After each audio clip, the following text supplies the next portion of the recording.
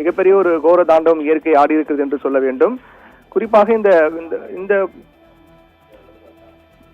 மழை வெள்ள பாதிப்பை பொறுத்தவரையிலும் திபெத் பகுதியில் இருந்து அந்த குறிப்பிட்ட அந்த போட்டே கோஷி என்ற நதியில் தான் திடீரென்று அந்த வெள்ளப்பெருக்கு ஏற்பட்டிருக்கிறது. அப்படி இந்த மாதிரியான திடீர் வெள்ளப்பெருக்கான காரணம் என்ன என்பது குறித்தும் விரைவில் அதற்கான உண்மையான தகவல் என்ன என்பதும் வெளியாவதற்கான வாய்ப்பு இருக்கிறது. இந்த போட்டே கோஷி நதியில் ஏற்பட்ட திடீர் வெள்ளப்பெருக்கு அதற்கு பிறகு நேபாளத்தினுடைய பல கிராமங்கள், அந்த நதிக்கரையோரம் இருக்கக்கூடிய கிராமங்கள், அதை சுற்றி இருக்கக்கூடிய பகுதிகள் என பல கிராமங்களில் இந்த காட்டாற்று வெள்ளம் திடீரென்று மின்னல் வேகத்தில் அது பாய்ந்து சீறி கொண்டு சென்றது. அதில் பல பாலங்கள்லாம் அடித்து செல்லப்பட்டிருக்கிறது. பல வீடுகள், குடியிருப்புகள்லாம் அந்த மழை வெள்ளம், காட்டாற்று வெள்ளம், மண் சரிவில் மூழ்கி இருக்கிறது.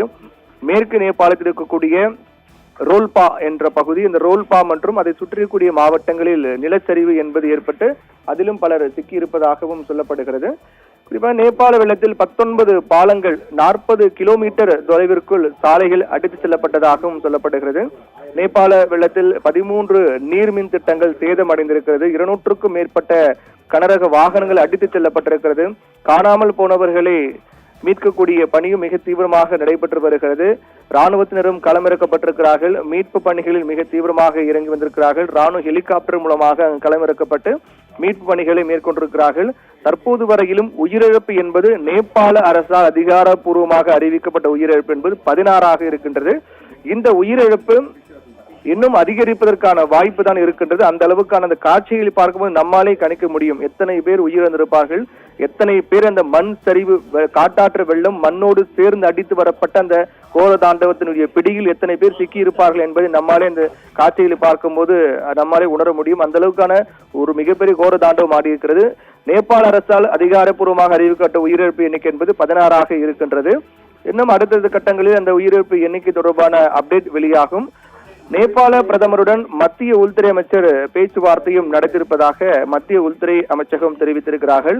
நேபாளத்தில் 57 தமிழர்களுடைய தற்போதைய நிலை, 20 பேர் மீட்கப்பட்டு 37 பேருடைய நிலைமை என்ன என்பதும் அவர்கள் தொடர்பு கொள்வதில் சிக்கல் ஏற்பட்டிருப்பதாகவும் சொல்லப்படுகிறது.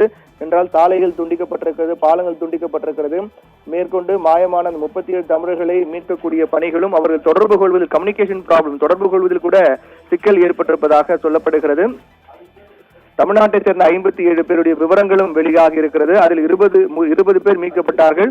அந்த 20 பேர் யார் என்பது குறித்த தகவலும் வெளியாக இருக்கிறது. கும்பகோணத்தில் கூடிய சுற்றுலா நிறுவனம் மூலமாக 57 பேர் சென்றிருக்கிறார்கள். 3 பேருந்தில் அவர்கள் சென்றிருக்கிறார்கள்.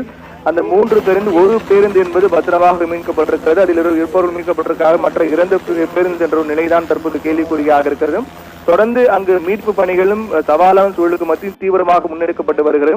நாம் பார்க்கக்கூடிய அந்த காட்சிகள் மீட்பு பணிகள் காட்சிகள். அதற்கு முன்னதாக தற்போது அங்கு நாம் இதற்கு முன்னதாக பார்த்த அந்த இயற்கையின் கோர தாண்டவம், காட்டாற்று வெள்ளம் என்பது தற்போது அமைதியாக இருந்தாலும் கூட அது ஏற்படுத்திய அந்த தாக்கம், அது கரைபுரண்டு ஓடிய அந்த மண் சரிவு, அந்த மண்ணுக்குள் சிக்கியிருக்கக்கூடிய நிலை, இந்த பல்வேறு அதனுடைய விளைவுகள் என்பதும், அதில் எத்தனை பேர் அகப்பட்டிருக்கிறார்கள், பலியாக இருக்கிறார்கள், காயமாக இருக்கிறார்கள், எத்தனை பேர் உயிரோடு மீட்கப்பட போகிறார்கள் என்பதுதான் இனி அடுத்தடுத்து மேற்கொள்ளப்பட்டு வரக்கூடிய மீட்பு பணிகள் மூலமாக தான் நமக்கு தெரிய வரும். ராணுவம் அதிகாரப்பூர்வமாக களமிறக்கப்பட்டு ஹெலிகாப்டர் மூலமாக மீட்பு பணிகளை மேற்கொண்டு வரக்கூடிய அந்த காட்சியை தான் பார்க்கின்றோம். நேபாள அரசால் 16 பேர் உயிரிழந்திருக்கிறார்கள் என்ற அதிகாரப்பூர்வ அறிவிப்பு வெளியிட்டிருக்கிறார்கள். இன்னும் நேரம் சில மீட்பு பணிகளை மேற்கொள்ள இந்த பாதிப்பு குறித்தும் உயிரிழப்பு குறித்தும் தகவல்லாம் வெளியாகும் என்றும் எதிர்பார்க்கப்படுகிறது.